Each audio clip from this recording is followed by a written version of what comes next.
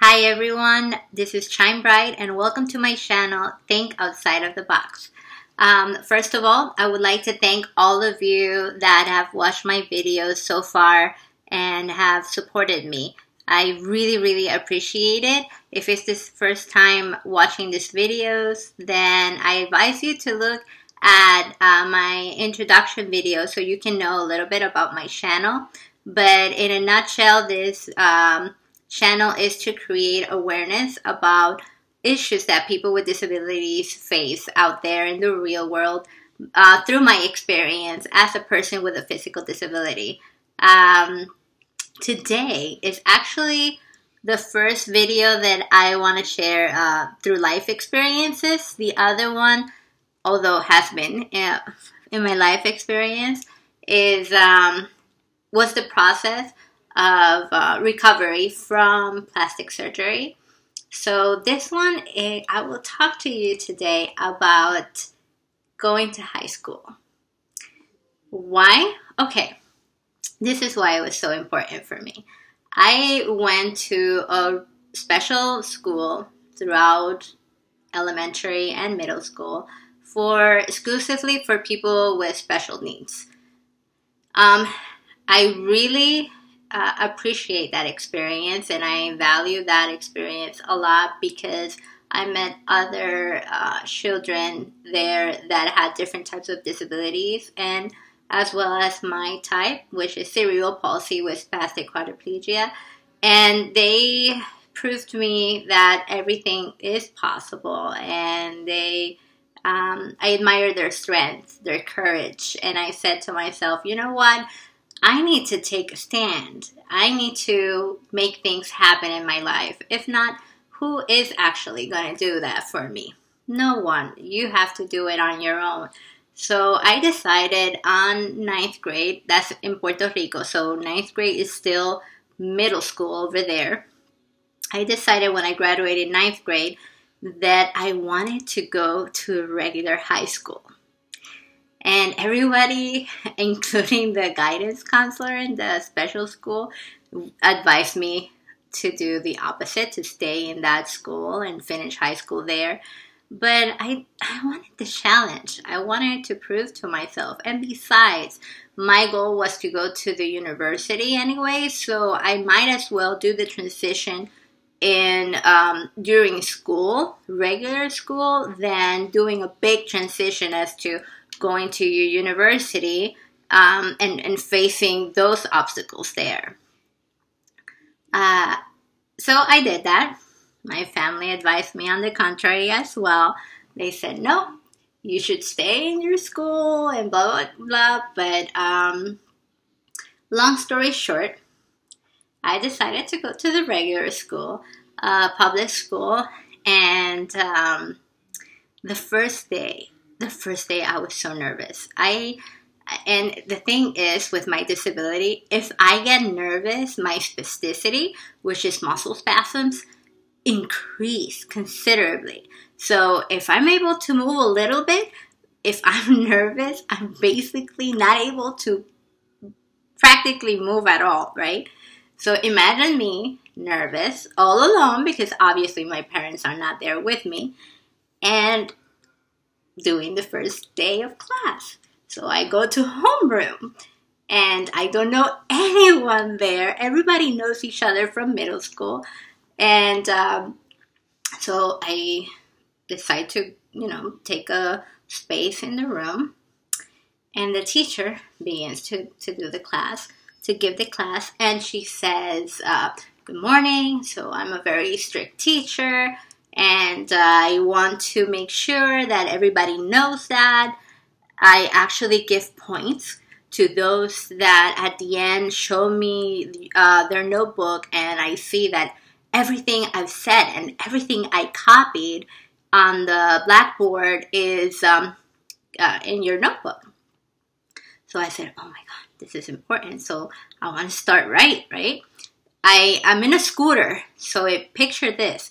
I'm in my scooter. I can't walk. So I have my, the device to move the scooter is right in front of me. Therefore, the only thing I'm able to do to write is lift up my armrest and pull a chair that has a tiny desk towards me, towards almost my lap, so I can put my notebook on top and start writing. I do that. And a couple of seconds after she's dictating the rules from the classroom, for the classroom, I hear this total silence. And mind you, I am not looking up just because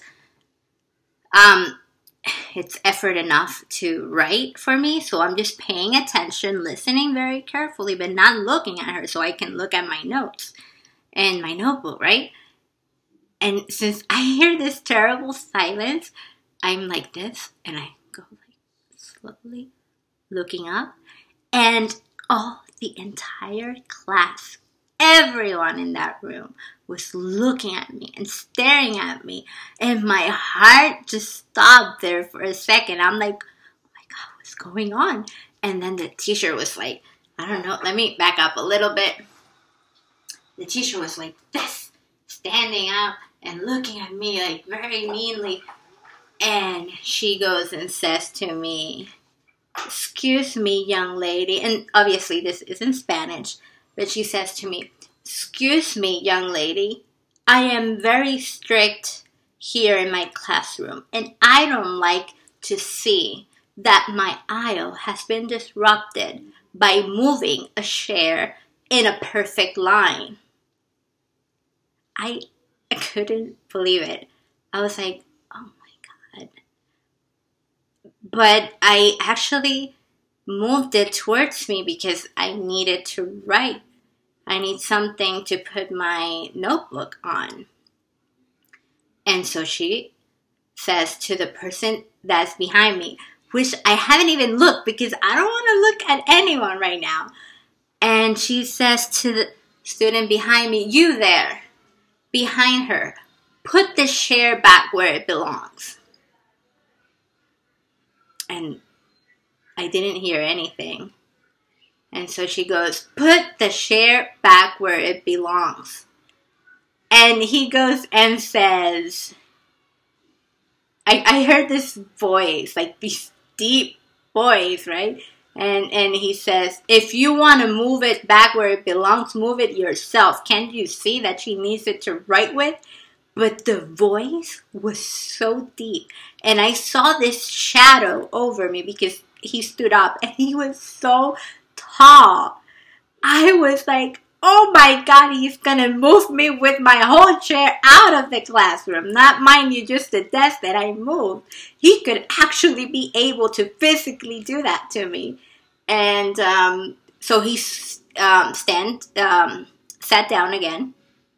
And she walks very, very slowly towards the desk that I was using.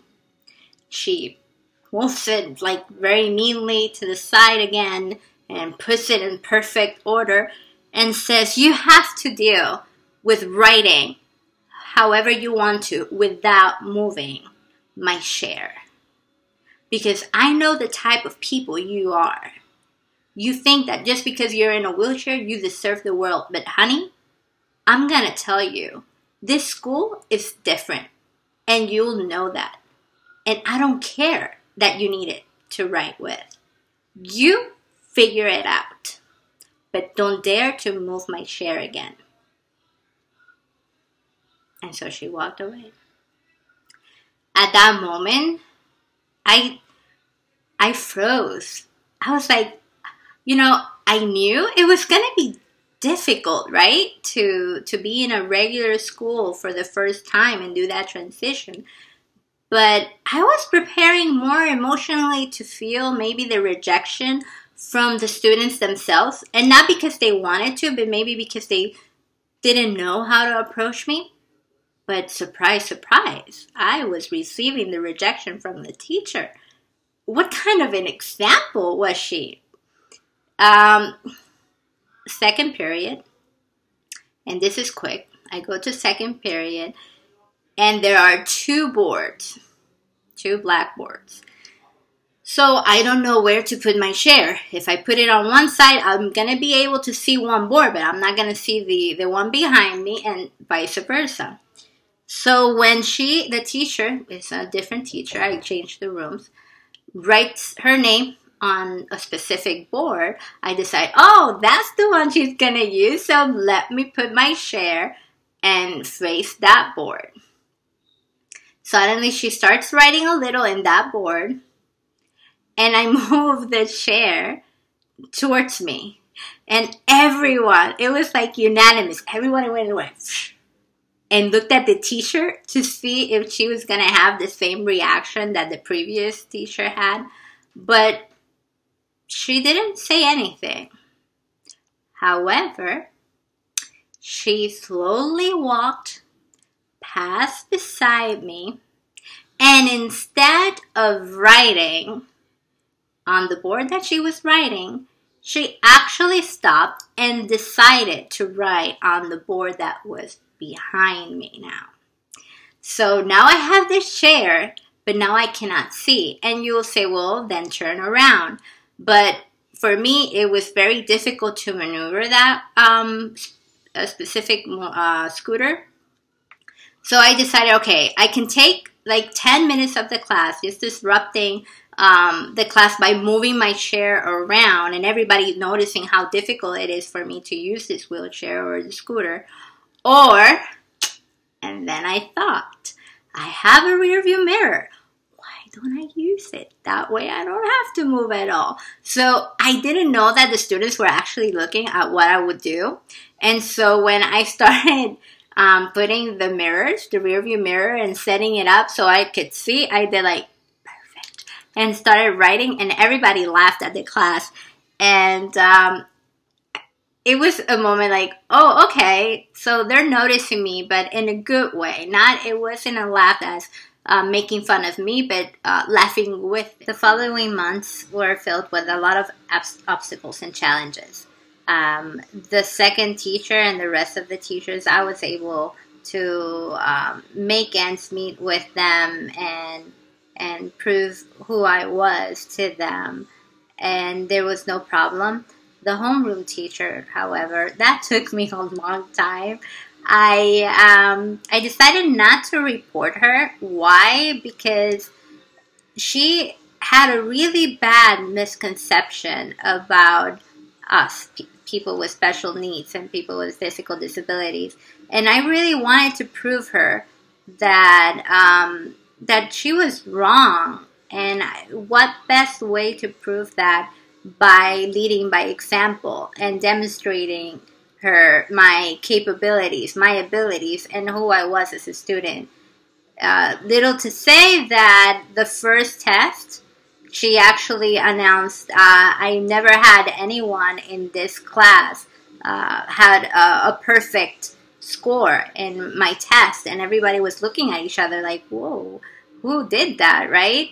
And she said, therefore, Miss, and she, looked at me, and everybody was like, she didn't have to say even my name. I know that you cheated. You had your answers written somewhere in your chair, and you just used that, and that's why you got 100. There's no other explanation for it. I was shocked. Everybody was shocked too. By that time, I had already made friends. As you might guess, the person that stood up the first day for me, he was one of my best friends and still is my dear friend. And actually a person that had a student that sat on the chair that I was using just to give me her notes and to copy from her notebook instead of looking back at the board. She was also an amazing angel sent to help me, to support me. And thanks to these two individuals that approached me, everybody else felt comfortable in doing so. When I confronted the teacher in front of the class and I said, I don't have no need to cheat on the test. If I scored 100, it's because I did it. And I'll prove you wrong. What do you want me to do? And she said, well, obviously you have to take the test again, and I'm going to make it extra hard. I'm not going to give you the same test. I'm not dumb. And you're going to take it with me, one-to-one, in my classroom after class, and I'll sit next to you to make sure that you don't cheat. I did it. I took the test, and when I handed in, she's like, okay, well, thank you. I was like, no. You stood here with me, just making sure I didn't cheat, right? And you saw it. I want to now sit here next to you while you correct my exam to make sure that you don't cheat. And she was like, excuse me, I'll prove you. This is going to demonstrate that you cheated on my test. Because no one ever gets 100 in my class, in my test, and less in this one that I made it differently for you. And I stood there, waited, and she was correcting it. And I could see, I was seeing my test, but I was seeing her face, and her face was turning red with anger because, and she was all tense up because everything that she was correcting was right. And I wasn't having any wrong answers so far. And it ended up that I scored 100 again. And I looked at her and I said, I'm a good student. I've always been a good student. And I never used my physical disability to take advantage of things in life. On the contrary, by having a physical disability, things are challenging. And I'm not asking you to treat me special. I'm not asking you to treat me better than anyone else in the classroom. But I'm not going to accept you treating me less than anyone else in the classroom either. I just want equal treatment.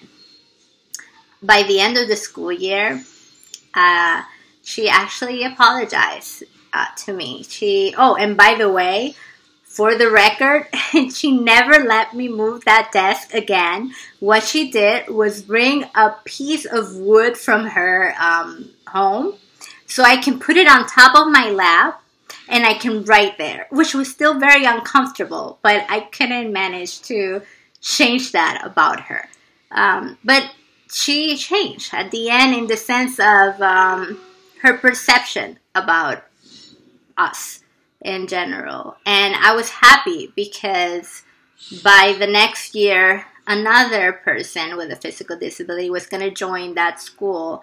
And I was happy that I was able to teach everyone there in the school that, hey, we are just like anybody else. And it's okay to ask questions. It is okay to treat us equally. It is okay if you have to tell me, hey, let's make a run for it because we're late for class. I don't take it personal that I cannot run. I'll make sure I put my share in high speed and run with you. So when I graduated that school, I was fortunate enough to be elected the class president, and it was an amazing experience. Why am I sharing this with you? Because life is not easy, right? It is so true. But if you expect everything to be easier, to be handed to you without any effort, then at the end, you're not going to enjoy all the goals that you've accomplished and everything that has a purpose. And yes, I cried. Yes, I really thought at the first week in school that I made a terrible choice in leaving my special needs school. But it was worth it. And I would do it again if I needed to. Because it has molded me to the person I am today. All the obstacles that you face make you who you are. And that is something that applies to everyone, not only people with special needs, but to the regular population as well. I thank you for taking this time to be with me on this journey. I encourage you to subscribe I'll share many more other experiences with you. And please, if you really like this channel, spread the word and let me know what you think.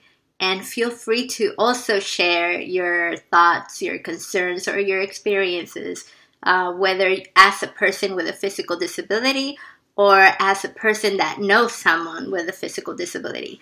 And if you don't know anyone with a physical disability, then reach out too.